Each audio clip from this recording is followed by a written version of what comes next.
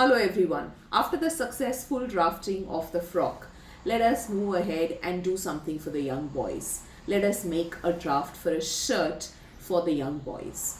Before we actually look at the drafting, I would like to revise and rerun the concept of crossing and facing with all of you. We have discussed it in the previous class, but however, let us see it on paper once. Okay, here we have the basic block. You can recognize that with the shape, but then what I want to show you is I have cut out two pieces. Rather, I had cut it out on fold. So when I have cut it out in the center, it looks like this. Now, why have I done that? Now, if you remember, the shirt is always open in the front. It has buttons along the entire center front line.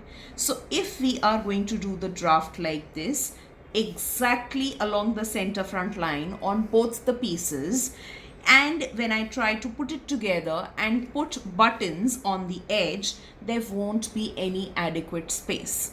So you will need some extra fabric to get attached along the center front line, which will help you give extra space to put in the buttons so that the shirt can then be closed. So this extra fabric that we have here, which is going to be visible on the right side of the shirt, is what is called as a crossing, and you cannot have a single layer of fabric. So the fabric which goes underneath the crossing is what is called as the facing. As a golden rule, always remember, whatever is the width of the crossing, the facing should ideally be double the size. That is all for crossing and facing.